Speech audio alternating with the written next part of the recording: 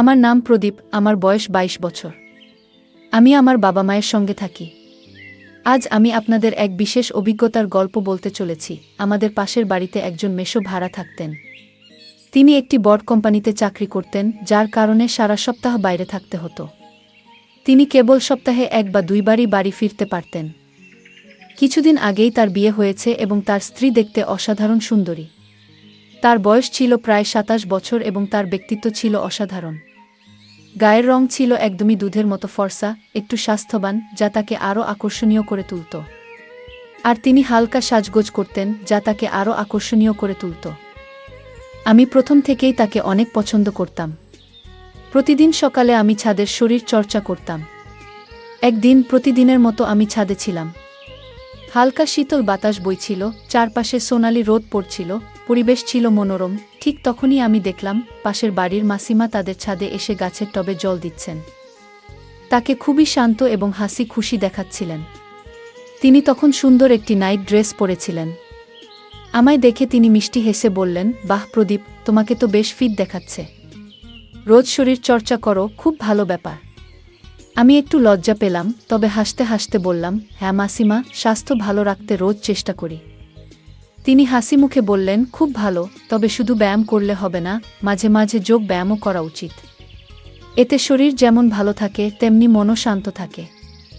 আমি মাথা নেড়ে বললাম, ঠিক বলছেন মাসিমা, কাল থেকেই চেষ্টা করব।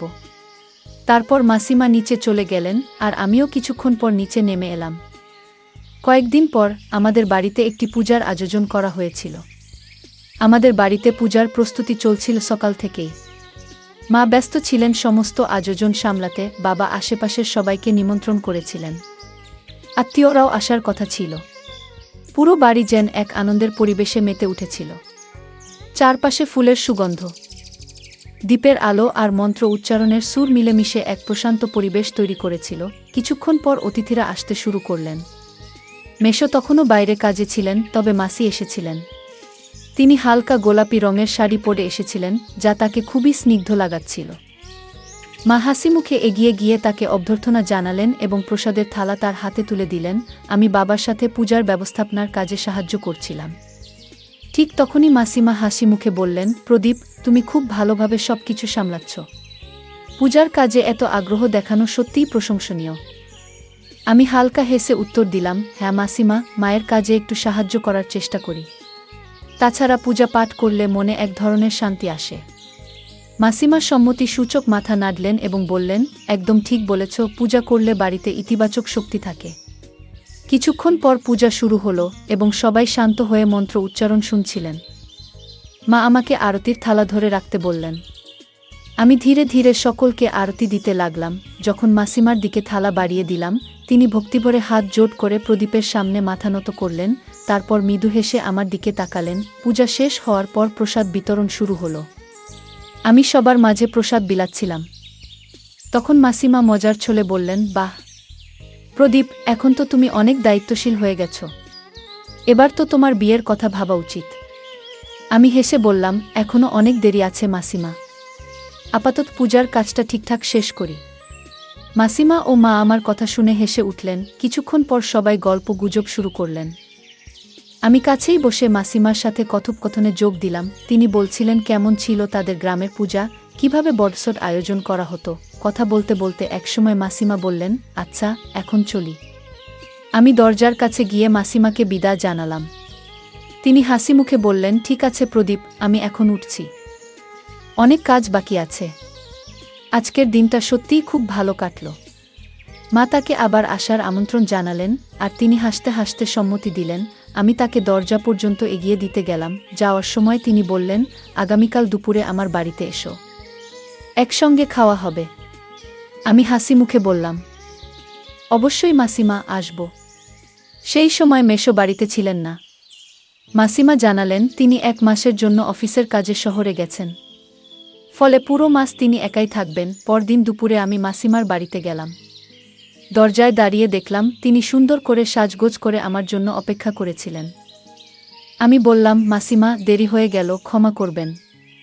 তিনি মিষ্টি হেসে বললেন, কোনো সমস্যা নেই, এসো খাওয়া দাওয়া করি। আমি বসতেই বললাম, আজ তো আপনাকে অসাধারণ লাগছে মাসিমা। তিনি হাসলেন, তারপর বললেন, আচ্ছা এখন খাওয়া শুরু করি। আমরা টেবিলে বসলাম। মাসিমা খুব যত্ন করে খাবার পরিবেশন করলেন, গরম গরম রুটি, ডাল, সবজি আর মিষ্টি হিসেবে সুজির হালুয়া।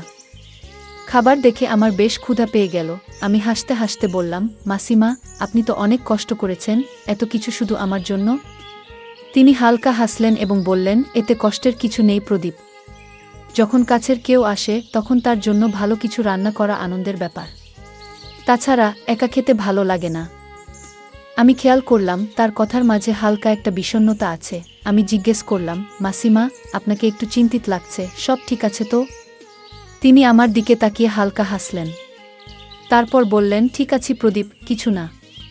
মাঝে মাঝে একটু একাকিত্ব অনুভব হয়।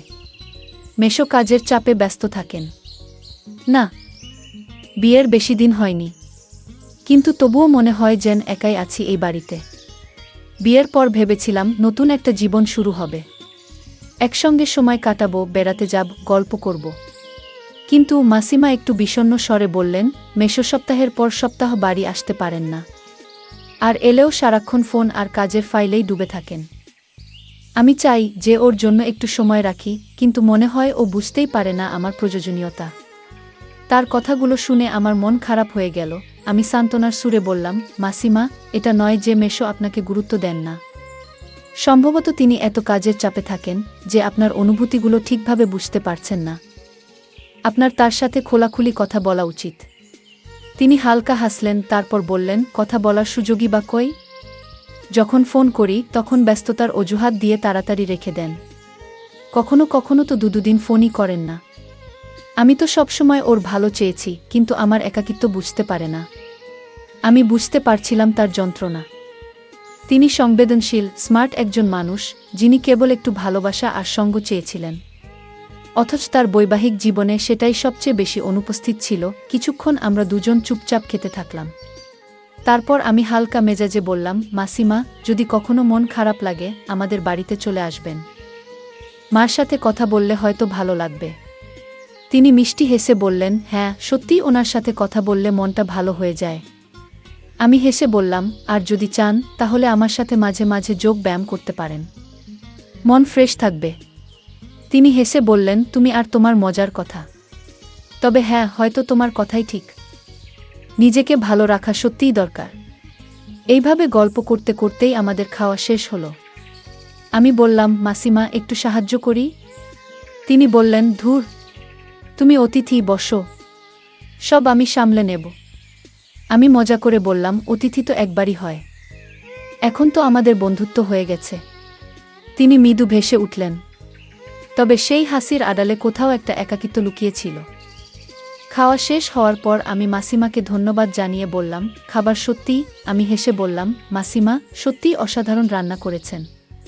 আপনার হাতের তৈরি রুটিতেও যেন মায়ের স্নেহের ছোঁয়া রয়েছে। তিনি মৃদু হেসে বললেন, কিন্তু তার চোখের গভীরে লুকিয়ে থাকা একাকিত্ব আমি স্পষ্ট বুঝতে পারছিলাম। মনে হলো তিনি হয়তো কারো সঙ্গ খুঁজছেন, কারো সাথে মনের কথা ভাগ করে নিতে চাইছেন। কিন্তু নিঃসঙ্গতা তাকে আস্তে আস্তে গ্রাস করছে। আমি ঘড়ির দিকে তাকিয়ে বললাম, এখন উঠি মাসিমা, মা অপেক্ষা করছেন। তিনি মাথা নেড়ে বললেন, ঠিক আছে, কিন্তু যাওয়ার আগে মাকে আমার প্রদীপের জানিয়ে দিও। আর শোনো, যখন ইচ্ছে হবে চলে এসো, একা একা থাকতে ভালো লাগে না। আমি মজা করে বললাম, অবশ্যই মাসিমা, এখন থেকে তো নিয়মিত আসতেই হবে। তারপর আমি বিদায় নিয়ে বাড়ির পথে রওনা দিলাম। পথে আসতে আসতে আমি মাসিমার কথা ভাবছিলাম। আমি ছাদে ব্যায়াম করছিলাম প্রতিদিনের মতো, কিন্তু আজ একটা অদ্ভুত ব্যাপার লক্ষ্য করলাম, মাসিমা আজ ছাদে আসেননি। তিনি প্রতিদিন সকালে গাছগুলোর যত্ন নিতেন, জল দিতেন, কিন্তু আজ কোথাও দেখা নেই। মনে একটু কেমন লাগলো। ঠিক তখনই মা ডেকে বললেন, প্রদীপ, একবার পাশের বাড়ি থেকে দেখে আয় তো। মাসিমা সকালেই বলছিলেন একটা দরকারি জিনিস লাগবে, কিন্তু উনি নিজে বেরোতে পারছেন না। আমি মাথা নেড়ে রাজি হয়ে গেলাম এবং সোজা মাসিমার বাড়ির দরজায় পৌঁছে গেলাম। দরজাটা বন্ধ ছিল, তাই ভেতরে উকি দিয়ে বললাম, মাসিমা, আপনি ঠিক আছেন? ভেতর থেকে তিনি বেরিয়ে এলেন, মুখে মৃদু হাসি, কিন্তু ক্লান্তির ছাপ স্পষ্ট। আরে প্রদীপ, এসো। হ্যাঁ, ঠিক আছি, একটু মাথা ধরেছে তাই আজ ছাদে যাইনি। আমি উদ্বিগ্ন হয়ে বললাম, আপনি ওষুধ খেয়েছেন? যদি বেশি অসুবিধা হয় ডাক্তার দেখানো দরকার। তিনি হালকা হেসে বললেন, না না, এতটা গুরুতর কিছু নয়। আসলে বাজার থেকে কিছু জিনিস আনতে হবে, কিন্তু আজ একা বেরোনোর ইচ্ছে নেই। তুমি কি একটু সঙ্গে যাবে? আমি এক মুহূর্ত না ভেবে বললাম, এতে আবার ভাবনার কি আছে? অবশ্যই, চলুন। চলো আমরা বেরিয়ে পড়ি, আমি বললাম। মাসিমা হালকা হেসে ভেতরে গেলেন আর শাড়ি ঠিক করতে লাগলেন। আমি বসে অপেক্ষা করছিলাম। কিছুক্ষণ পর তিনি বাইরে এলেন, হালকা গোলাপি রঙের শাড়ি পরে, কপালে ছোট্ট টিপ, তার চিরচেনা সৌন্দর্য আর সাদা মাথাটা। সাজ দেখে মনে হলো সত্যি সৌন্দর্য জাঁকজমকের উপর নির্ভর করে না। তিনি হাসতে হাসতে বললেন, প্রদীপ, চলো, দেরি হয়ে যাচ্ছে, বাজার বন্ধ হওয়ার আগেই পৌঁছাতে হবে। আমরা দুজন পায়ে হেঁটে বাজারের দিকে রওনা দিলাম। পথে যেতে যেতে আমি তার পুরনো দিনের কথা জানতে চাইলাম। মাসিমা একটু থেমে বললেন, প্রদীপ, যখন তোমার মাসও ছিল তখন এই একাকিত্ব কখনো অনুভব করিনি। উনি সবসময় পাশে থাকতেন, ছোট বড় সব কিছুতেই খেয়াল রাখতেন। এখন শুধু স্মৃতিগুলোই বেঁচে আছে। আমি কিছু সময়ের জন্য চুপ করে গেলাম। তার কথাগুলো মনে গেঁথে গেল। তারপর হালকা হাসি দিয়ে বললাম, মাসিমা, এখন তো আমি আছি। যখনই একা লাগবে আমাকে ডাকবেন, আমি সঙ্গে সঙ্গে চলে আসব। মাসিমা মৃদু হাসলেন, যেন কথাগুলো তার মনে একটু প্রশান্তি এনে দিল। কিছুক্ষণের মধ্যেই আমরা বাজারে পৌঁছে গেলাম। লিস্ট দেখে তিনি চাল, ডাল, মশলা আর কিছু সবজি কিনলেন। বাজারের ব্যস্ততা ধীরে ধীরে কমে আসছিল। আমরা বাজার থেকে বেরিয়ে আসার সময় দেখতে পেলাম চারপাশে সন্ধ্যার ছায়া নেমে এসেছে। আমরা ভেবেছিলাম একটা অটোরিকশা পেয়ে যাব, কিন্তু চারদিকে একটাও দেখা যাচ্ছে না। মাসিমা একটু চিন্তিত হয়ে আমার দিকে তাকালেন। মাসিমা যখন বাজার থেকে কেনা জিনিসগুলো তুলতে গেলেন, আমি তাড়াতাড়ি বললাম, মাসিমা, থাক, এসব আমি তুলে নেব, আপনি শুধু আরাম করে হাঁটুন। তিনি হালকা হাসলেন আর আমরা ধীরগতিতে পায়ে হেঁটে বাড়ির পথে রওনা দিলাম। পথে মাসিমা আমার পড়াশোনা আর কাজের ব্যাপারে জানতে চাইলেন। আমি হেসে হেসে কিছু মজার গল্প বললাম, যেগুলো শুনে তিনি প্রাণ খুলে হেসে উঠলেন। তার সেই হাসির শব্দ আমার মন ভালো করে দিল। মনে হলো হয়তো কিছু সময়ের জন্য হলেও তার একাকিত্ব দূর করতে পেরেছি। বাড়ি পৌঁছে দেখি মাসিমা বেশ ক্লান্ত হয়ে পড়েছেন। আমি বললাম, আপনি একটু বিশ্রাম নিন, আমি বাজারের জিনিসগুলো রান্নাঘরে রেখে দিচ্ছি। তিনি হাসতে হাসতে বললেন, প্রদীপ, আজ তুমি না থাকলে এত জিনিস আনা সম্ভব হতো না, একা গেলে খুব কষ্ট হতো। আমি মৃদু হেসে বললাম, মাসিমা, আপনি তো আমার আপনজন, এসব বলার দরকার নেই। এখন বিশ্রাম নিন, আমি একটু পরে আসছি। আমি বাড়ি ফিরে মাকে বললাম, মা, আজ মাসিমা খুব ক্লান্ত হয়ে পড়েছেন, আমি ওনার জন্য রাতের খাবার নিয়ে যাচ্ছি। মা সম্মতি জানালেন এবং আমার সঙ্গে কিছু গরম রুটি, ডাল ও সবজি প্যাক করে দিলেন। আমি আবার মাসিমার বাড়িতে গেলাম। দরজায় নক করে বললাম, মাসিমা, আজকের রাতের খাবার আমাদের বাড়ি থেকে। তিনি প্রথমে একটু ইতস্তত করলেন, তারপর মৃদু হেসে বললেন, প্রদীপ, তুমি সত্যি ঈশ্বরের মতো, কিন্তু আমি একা একা খাবো না, তোমাকেও আমার সঙ্গে খেতে হবে। আমি বললাম, ঠিক আছে মাসি, আমি আপনার সঙ্গে খাই। তারপর আমরা একসঙ্গে বসে খাওয়া শুরু করলাম। খাওয়ার সময় মাসি হাসি মুখে বললেন, প্রদীপ, তোমার সঙ্গে সময় কাটিয়ে আজ সত্যিই খুব ভালো লাগছে, মনটা অনেক হালকা হয়ে গেল, যেন আপনজন পাশে আছে। রাতের খাবার শেষ হলে আমি মাসিকে বললাম, মাসি, এখন থেকে আপনাকে আর একা থাকতে হবে না, আমি প্রতিদিন এসে আপনাকে দেখে যাব। চাইলে আমরা এমন কিছু পরিকল্পনা করতে পারি যাতে আপনার আর একাকিত্ব অনুভব না হয়। মাসি কিছুক্ষণ চুপ থেকে বললেন, প্রদীপ, তোমার কথাগুলো সত্যিই হৃদয় ছুঁয়ে গেল, কিন্তু প্রত্যেকেরই নিজের একটা জীবন থাকে। আমি চাই না আমার কারণে তোমার রুটিনে কোনো পরিবর্তন আসুক। মাঝে মাঝে এসো, গল্প করো, এতেই আমি খুশি। আমি মুচকি হেসে বললাম, এটা আপনি আমার দায়িত্ব হিসেবেই দেখুন। যতক্ষণ আপনার মুখে হাসি থাকবে ততক্ষণ আমিও খুশি থাকব। সেদিন রাতেই আমি বাড়ি ফিরে এলাম, কিন্তু মনে মনে ঠিক করলাম যে মাসির জীবনযাত্রায় কিছু পরিবর্তন আনব যাতে তিনি আরও ভালো সময় কাটাতে পারেন। পরের দিন সকালে আমি মাকে বললাম, মা, আমি ভাবছি মাসির জন্য কয়েকটি গাছ ও বই নিয়ে যাব, এতে তার সময় ভালো কাটবে এবং একাকিত্ব দূর হবে। মা রাজি হলেন এবং কিছু পুরনো বই ও ছোট ছোট গাছের টব সাজিয়ে দিলেন। দুপুরে আমি মাসির বাড়ির উদ্দেশ্যে রওনা দিলাম। আমি মাসির সামনে গাছের টব আর বইগুলো রাখলাম। মাসি অবাক হয়ে বললেন, প্রদীপ, এগুলো কি? আমি হাসি মুখে বললাম, মাসি, এগুলো আপনার জন্য, যখন একা লাগবে এই গাছগুলোর যত্ন নেবেন আর বই পড়বেন। আমি নিশ্চিত এগুলো আপনাকে ভালো সময় কাটাতে সাহায্য করবে। মাসির চোখে জল চলে এলো। উনি আলো কণ্ঠে বললেন, প্রদীপ, তোমার মনটা কত বড়। তুমি আমার একাকিত্বটা বুঝতে পেরেছ এবং সেটা দূর করার চেষ্টা করছ। সত্যিই আমি ভাগ্যবান যে তুমি আমার পাশে আছো। এরপর আমি মাসিকে গাছগুলোর যত্ন নেওয়ার পদ্ধতি বুঝিয়ে দিলাম। পাশাপাশি আমরা একসঙ্গে বসে একটি বইয়ের কয়েকটি পৃষ্ঠা পড়লাম। ধীরে ধীরে মাসি এসব বিষয়ে আগ্রহী হয়ে উঠলেন। এখন প্রতিদিন সকালে তিনি গাছগুলোতে পানি দেন, বিকেলে বই পড়েন।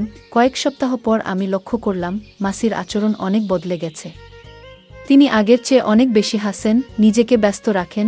একদিন আমি জিজ্ঞেস করলাম, মাসি, এখন কেমন লাগছে? তিনি হাসি মুখে উত্তর দিলেন, প্রদীপ, তোমার জন্যই আমার বাড়িটা আর ফাঁকা মনে হয় না। এই গাছ আর বইগুলো আমার জীবনে নতুন রং এনে দিয়েছে। আর সবচেয়ে বড় কথা, তোমার আশাটা আমাকে মনে করিয়ে দেয় যে আমি একা নই। মাসির কথা শুনে আমার মন ভরে গেল। আমি ভাবলাম জীবনের সম্পর্ক কতটা গুরুত্বপূর্ণ, ছোট ছোট জিনিস আর সময় দেওয়াই কারো জন্য বড় আনন্দের কারণ হতে পারে। এরপর থেকে মাসির জীবন অনেক সুন্দর হয়ে উঠল। আমরা প্রায় একসঙ্গে বাজারে যেতাম, নতুন কিছু কিনতাম আর সন্ধ্যায় বসে গল্প করতাম। মাসির একাকিত্ব এখন হাসি আর আনন্দে পরিণত হয়েছে। এরপর একদিন সকালে আমি প্রতিদিনের মতো ছাদে ব্যায়াম করছিলাম। হালকা ঠান্ডা বাতাস বইছিল। হঠাৎ মাসির ছাদের দিকে তাকিয়ে দেখি আজ মাসি নন, সেখানে মেশো দাঁড়িয়ে আছেন। আমি অবাক হয়ে গেলাম, কারণ মেশো বহুদিন ধরে বাড়িতে ছিলেন না। মেশো আমাকে দেখে হাসলেন এবং হাত নাড়ালেন। আমি হাত জোট করে মনে মনে ভাবলাম, ভালো হলো মেশো ফিরে এসেছেন। এখন হয়তো মাসির একাকিত্ব কিছুটা দূর হবে। আমি ঠিক করলাম সন্ধ্যায় গিয়ে মেশোর সঙ্গে দেখা করব। সন্ধ্যায় মাসির বাড়িতে পৌঁছে দেখি মেশো দরজায় দাঁড়িয়ে আছেন। উনি আমাকে দেখে হাসলেন ও বললেন, প্রদীপ, কেমন আছো? শুনেছি তুমি মাসির অনেক যত্ন নিচ্ছ, এটা জেনে খুব ভালো লাগলো। আমি মৃদু হেসে বললাম, মেশো, মাসি তো বেশিরভাগ সময় একাই থাকেন। তাই আমি মনে করি এটা আমার দায়িত্ব যে ওনার খেয়াল রাখি। পাশে দাঁড়িয়ে থাকা মাসিও হালকা হেসে তাকালেন। সবকিছু ঠিকঠাকই মনে হচ্ছিল, কিন্তু দুদিন পর হঠাৎ দেখলাম মেশো আবার কোথায় যেন চলে গেছেন। ব্যাপারটা কেমন যেন অদ্ভুত লাগল। মাসি সেদিন সারাদিন চুপচাপ ছিলেন। সন্ধ্যায় আমি মাসির বাড়িতে গেলাম। দরজা খুলতেই মাসির চোখে কেমন যেন বিষণ্ণতা দেখতে পেলাম। আমি উদ্বিগ্ন হয়ে জিজ্ঞেস করলাম, মাসি, সব ঠিক আছে তো? মেশো হঠাৎ চলে গেলেন, কিছু হয়েছে নাকি? মাসি ধীরে মাথা নিচু করলেন। কিছুক্ষণ চুপ থেকে বললেন, প্রদীপ, তোমাকে একটা কথা বলতে চাই, কিন্তু বুঝতে পারছি না কিভাবে বলবো। আমি আশ্বস্ত করে বললাম, মাসি, আমাকে খোলাখুলিভাবে বলুন। যদি কোনো সমস্যা হয় আমি অবশ্যই সাহায্য করব। মাসি গভীর শ্বাস নিলেন, তারপর বললেন, দেখো প্রদীপ, যখন মেশো ফিরে এসেছিলেন তখন সব ঠিক ছিল। কিন্তু পরে কেউ একজন এসে ওনার মনে সন্দেহের বীজ বুনে দিয়েছে। বলেছে তুমি প্রায় এখানে আসো, আর এতে। মাসি এক মুহূর্ত চুপ করে রইলেন, তারপর ধীরে ধীরে বললেন, প্রদীপ, কিছু মানুষ আছে যারা অন্যের সুখ সহ্য করতে পারে না। তুমি যা করছো তা একেবারেই একজন সন্তানের ভালোবাসার মতো, কিন্তু কিছু লোক সেটাকে ভুলভাবে দেখছে। মেশোর সেই সব কথায় বিশ্বাস করে ফেলেছেন, তাই রাগ করে চলে গেছেন। মাসির কথা শুনে আমি গভীর চিন্তায় পড়ে গেলাম। তারপর বললাম, মাসি, আমি মেশোর সঙ্গে কথা বলবো। আমি ওনাকে বুঝিয়ে বলবো যে এটা একটা ভুল বোঝাবুঝি। আপনি দুশ্চিন্তা করবেন না, সব ঠিক হয়ে যাবে। মাসি হঠাৎ শক্ত গলায় আমাকে থামিয়ে দিলেন। আমি ওনার চোখে এক ধরনের দ্বিধাতা দেখলাম, যা আগে কখনো দেখিনি। তিনি বললেন, না প্রদীপ, তুমি মেশোর সঙ্গে এ বিষয়ে কোনো কথা বলবে না। এটা আমাদের পারিবারিক ব্যাপার, আমি নিজেই সমাধান করে নেব। তুমি এতে কোনো হস্তক্ষেপ করো না। আমি অবাক হয়ে বললাম, কিন্তু মাসি, আমি কিভাবে চুপ থাকতে পারি? আমি জানি আপনাকে অন্যায়ভাবে দোষ দেওয়া হচ্ছে, এটা ঠিক নয়। মাসি দীর্ঘশ্বাস ফেললেন এবং ধীরে ধীরে বললেন, প্রদীপ, মানুষের দৃষ্টিভঙ্গি বদলানো সহজ নয়। তারা যা দেখতে চায় সেটাই দেখে। আর মেশো, তিনি এমন বিষয়গুলো নিয়ে আগে থেকেই খুব সংবেদনশীল। মাসি গভীর শ্বাস নিলেন এবং শান্ত গলায় বললেন, প্রদীপ, যদি তুমি মেশোর সঙ্গে কথা বলো তাহলে বিশ্বাসটা আরও জটিল হয়ে যেতে পারে। আমি বুঝতে পারছিলাম মাসির কণ্ঠে এক অদ্ভুত ব্যথা লুকিয়ে আছে। কিছুক্ষণ চুপ থেকে উনি আমার দিকে তাকালেন এবং বললেন, তুমি আমার একাকিত্ব দূর করার জন্য যা করেছ তার জন্য আমি সত্যিই কৃতজ্ঞ, কিন্তু এখন সময় এসেছে তোমাকে আমার থেকে দূরে সরে যেতে হবে। আমি বিস্মিত হয়ে বললাম, মাসি, আপনি এমন কথা বলছেন কেন? মাসির চোখে জল চলে এলো, কিন্তু উনি নিজেকে সামলে নিয়ে বললেন, প্রদীপ, আমি চাই না তোমার পরিবারের সম্মান নিয়ে কেউ কোনো প্রশ্ন তুলুক।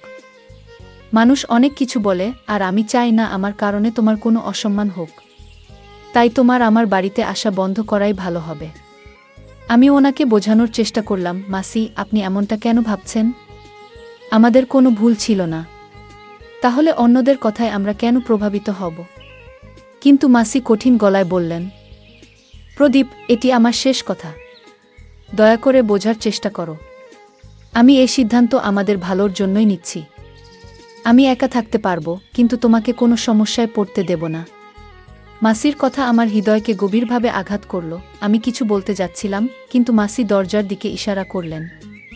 ওনার মুখে এক অদ্ভুত, মাসির চোখে এক ধরনের শান্ত স্বীকারোক্তি ছিল, যেন উনি নিজেকে এই কষ্টের জন্য প্রস্তুত করে নিয়েছেন। আমি গভীর বিষাদ নিয়ে বললাম, ঠিক আছে মাসি, যদি এটাই আপনার ইচ্ছে হয় তবে আমি মেনে নেব। কিন্তু একটা মনে রাখবেন, আমি সবসময় আপনার পাশে থাকব। যখনই আমার দরকার হবে শুধু একবার ডাকলেই আমি চলে আসব। মাসি নিঃশব্দে মাথা নাড়ালেন, কিন্তু কিছু বললেন না। আমি ধীর পায়ে ওনার বাড়ি থেকে বেরিয়ে এলাম, কিন্তু বুকের ভেতর একটা অদ্ভুত ভারী অনুভূতি হচ্ছিল। ওনার শেষ কথাগুলো যেন বারবার আমার মনে বাজছিল। এতটাই কি বিষাক্ত হতে পারে মানুষের দৃষ্টিভঙ্গি, যে তারা দুটি নিঃস্বার্থ সম্পর্কের পবিত্রতাকেও কলঙ্কিত করতে চায়? সেই রাতে অনেকক্ষণ ঘুমাতে পারলাম না। মাসির চোখের গভীরে লুকিয়ে থাকা দুঃখ, ওনার নীরব যন্ত্রণা, সবকিছু আমার হৃদয়ে বয়ে চলছিল। কিন্তু আমি মনে মনে একটাই সিদ্ধান্ত নিলাম, মাসি চাইলেও আমি ওনার থেকে পুরোপুরি দূরে চলে যেতে পারবো না। যদি সামনে থেকে নাও পারি, আমি চুপচাপ ওনার ভালো থাকার খেয়াল রাখব, যেমন একজন আপনজন সবসময় করে। বন্ধুরা, যদি এই গল্পটি ভালো লেগে থাকে তাহলে দয়া করে ভিডিওটি লাইক করুন এবং আমাদের চ্যানেলটি সাবস্ক্রাইব করুন।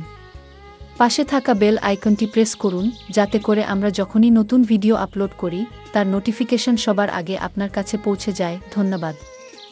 দেখা হবে আমাদের পরবর্তী ভিডিওতে।